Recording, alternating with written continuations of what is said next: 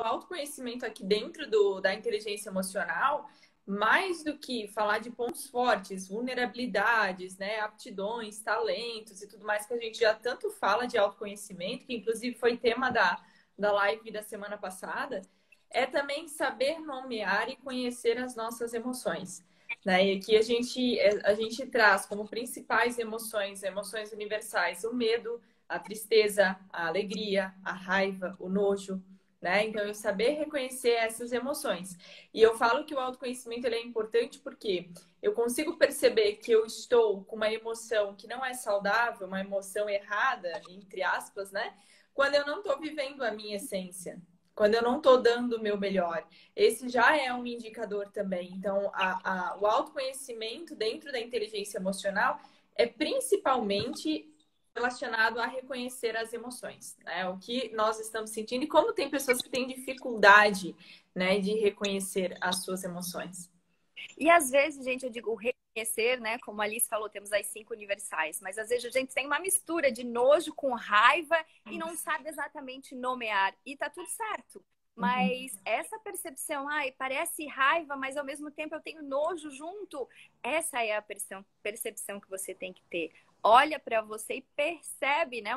O seu corpo dá sinais. O que você está sentindo e o quanto esse sentir impacta nas suas ações, no teu reagir às situações, né? Quando você fala assim, olha para você, percebe, a gente já está com um passinho andando aí para o segundo pilar, né? Que é a questão do autocontrole emocional e entender que não é não sentir, não é não sentir tristeza, não é não sentir raiva, não é não sentir desânimo, não é o não sentir. A gente não deve lutar para não ter esses sentimentos, para não ter essas emoções, mas é ir para o segundo pilar, que é o autogerenciamento ou autocontrole emocional. Identifiquei essas emoções e agora eu vou usar elas a meu favor. Eu acho que isso é o principal da inteligência emocional. É usar as emoções a favor e não querer se esquivar de uma raiva, de um medo. Eu preciso saber usar isso a meu favor, né? Quando a Alice diz usar ao meu favor, né? Qual é a reação que eu vou ter a partir dessa emoção? Né? Eu vou conseguir me adaptar às situações, eu vou conseguir ter esse autocontrole de não ser impulsiva perante uma grande raiva, não ser destrutiva, de não desdenhar alguém quando eu sentir nojo, né? E conseguir ao mesmo tempo ser transparente, ser honesto, ser íntegro, né? Com as minhas emoções, com os meus valores e gerenciar tudo isso. Que é um grande desafio, né? Exato. A gente sabe que é um grande desafio, por isso que inteligência emocional é um treino, é como um músculo, né? A gente vai fortalecendo essa inteligência, é um treino, mas eu acho bem importante ressaltar, esse segundo pilar, na minha visão, é uma das grandes demandas da clínica, né? As pessoas que elas mais querem quero saber controlar as minhas emoções, eu sou impulsiva, eu sou isso, eu sou aquilo, eu preciso saber gerenciar. E aí, novamente, não é não sentir as emoções. Eu vou dar um exemplo. Uma pessoa que está procrastinando, né? Essa é uma demanda que tem aparecido muito. Eu sou procrastinadora, eu procrastino muito. Quando eu estou procrastinando, qual é a emoção, o sentimento certo? É felicidade? Eu estou me vendo procrastinando. Eu devo ficar feliz? Não. Então, eu devo ficar triste? Essa que é a tendência. Eu estou procrastinando, eu fico triste. Quando, na verdade, naquele momento eu precisa vir a raiva e dizer, chega, eu não posso mais procrastinar. Então, a raiva nesse momento, ela é importante. Se eu fico feliz, se eu fico alegre diante dessa situação, eu não vou sair dessa zona de conforto. Por isso que é saber gerenciar e entender que cada emoção tem o seu papel. Nenhuma emoção é desnecessária. Cada uma tem o seu papel. Eu simplesmente preciso saber gerenciar as emoções. Exato. E quando a Alice diz que cada uma, né, tem o seu papel, tem a sua função, a gente tem que ouvi-las, né? O convite é para que você pare e perceba, ok, ela está aqui por quê? Né? A principal tendência quando eu me vejo procrastinando, é ativar a tristeza, né? É a pessoa ficar triste, é ficar desanimada. Então, eu preciso saber reconhecer essas emoções. Poxa, eu estou me sentindo triste. Essa tristeza não vai fazer eu mudar de comportamento. Muito pelo contrário, vai me manter nessa zona de conforto. Então, eu preciso ativar a raiva nesse momento. Acho que só para complementar e fechar esse pilar, né, Alice, eu queria trazer aquela frase que tu já conhece também, que a dor é inevitável, mas o sofrimento, ele é opcional. E o que a gente está querendo dizer, o que eu quero, né, dizer com isso, trazer nessa live minha e da Alice, é que a dor, ela vem, ou seja, o teu sentimento, ele vai vir, né, mas vai caber a você focar nessa dor, alimentar essa dor e transformá-la em sentimento, ou sentir essa dor a partir da sua percepção consigo, entender o porquê essa dor está ali, aprender com ela e seguir a sua vida com leveza, buscar a paz. Então, gerenciar emoções é sobre isso. Saber que a dor pode vir, qualquer sentimento vai vir. Mas ao fato de eu alimentar, eu posso transformar ele numa dor maior, gerando sofrimento. Ou, né, eu posso olhar para ele, acolhê-lo e ir. Anotem isso, lembrem disso que ela trouxe. A dor é inevitável, o sofrimento é opcional. E agora a gente está falando das competências da inteligência emocional de característica pessoal, né? O autoconhecimento e a gestão das emoções, o controle emocional. Esses são os dois pilares. E agora a gente vai para outras competências, né? Para as competências emocionais sociais. Mas olha só, a gente só consegue desenvolver essas habilidades sociais quando a gente se conhece, quando a gente direciona as nossas emoções e aí a gente vai para o terceiro pilar. A vitória particular, ela sempre precede a vitória pública. Então, não tem como eu ter uma vitória no relacionamento com outras pessoas se eu ainda não venci a batalha comigo, né? Por isso que é importante o autoconhecimento. Por isso que agora que a gente vai para a empatia. Primeiro nós falamos sobre autoconhecimento e sobre gestão emocional.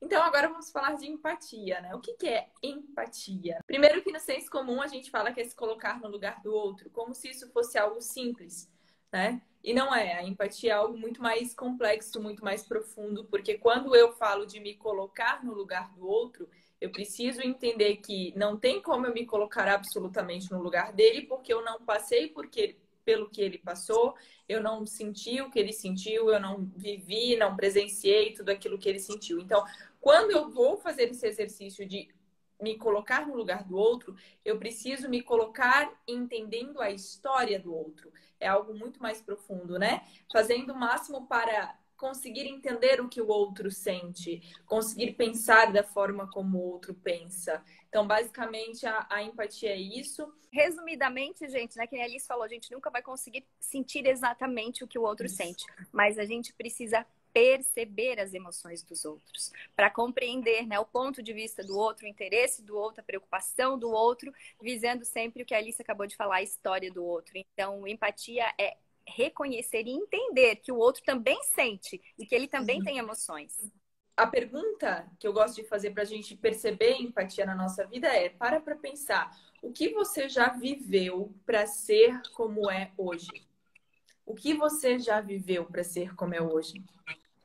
Isso é uma construção, assim como a pessoa que você está se relacionando, ela também já viveu muitas coisas para pensar e para ser como ela é.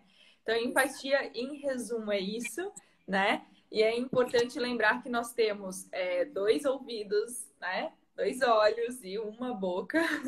Isso aí já diz que a gente precisa ouvir mais, ver mais do que falar, né? Empatia é muito sobre isso. E depois de olhar, a gente vai ter que se relacionar. O próximo e quarto pilar, o último para fechar, é o gerenciamento de...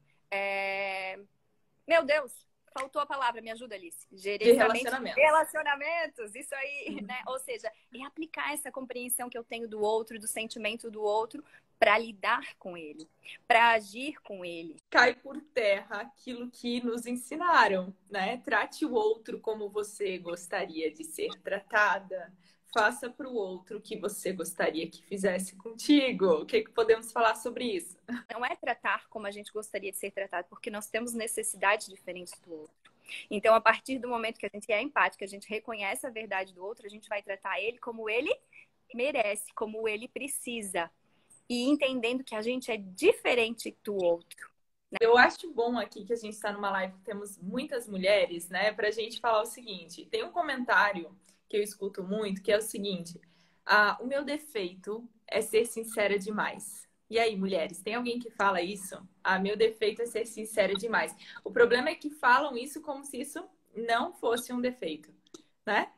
O meu defeito é ser sincera demais, mas lá dentro é assim, isso não é um defeito, não. E na verdade, isso pode ser um grande defeito, porque quando a gente fala de gestão de relacionamentos, eu preciso cuidar com essa sinceridade também, porque justamente a minha verdade não é a verdade do outro. O meu olhar não é o olhar do outro. Aquilo que eu acredito não necessariamente é o que o outro acredita. Então, quando eu tenho empatia, eu começo a entender que eu tenho que cuidar com essa questão de, eu sou sincera demais, eu falo na lata, eu não guardo nada para mim. Não. Gestão de relacionamentos envolve também eu saber gerenciar essas emoções, eu me conhecer e eu principalmente conhecer o limite do outro e respeitar o limite dele, né? Eu acho que para a gente ir fechando, André, eu trouxe aqui um pensamento do Aristóteles. O Aristóteles, ele nos fala assim: qualquer um pode zangar-se, isso é fácil, mas zangar-se com a pessoa certa, na medida certa, na hora certa, pelo motivo certo e da maneira certa é que não é fácil. E mais, né? Mas antes de terminar, também, Alice, eu queria comentar algo. Quem nos acompanha sabe que está acontecendo nesse momento o Desafio Mês, né? Que é uma ideia, um plano que virou uma ação minha e da Alice, que a gente acompanha mulheres para desenvolver ainda mais inteligência emocional e transformá-las em mulheres emocionalmente saudáveis. E por que eu estou trazendo isso agora? Porque a live de hoje tem muito a ver com a base da construção desse desafio, né? Para trazer mulheres emocionalmente saudáveis para estar conosco, a gente trabalha com autoconhecimento, com a gestão emocional, com a empatia para com os outros e principalmente, né, com o relacionar-se com o outro. Então, tudo isso que a gente falou agora é a base da construção do Desafio Mês. E em breve vai estar acontecendo mais um, né? Estou falando isso para já convidá-las a estar conosco no próximo desafio. E tudo isso de forma muito prática, né? Porque a gente sabe que na teoria, a teoria ela é complexa, a teoria ela funciona na prática, mas a maior dificuldade muitas vezes é de trazer isso para a nossa vida prática, para uma vida muitas vezes corrida, né? Mulheres que desejam se conhecer mais, que desejam aprender a gerir as suas emoções, que querem ter melhores relacionamentos, mas não sabem por onde começar, ou às vezes não querem investir tempo, dinheiro, né, em algo como uma terapia, como um processo completo de coaching, enfim. E aí a gente está criando essa oportunidade para desenvolvê-las e torná-las mulheres emocionalmente saudáveis. Num curto espaço do tempo, mas com mão na massa, né? Isso. Temos aí um grupo no WhatsApp que já está aberto, então tá aí nos nossos stories, tá na minha bio também. Acessem esse grupo de WhatsApp, que lá a gente vai estar enviando as primeiras informações. Perfeito. É isso aí, né? É isso aí. Gratidão. Beijo no coração de todos e obrigado por estarem aqui conosco mais uma vez.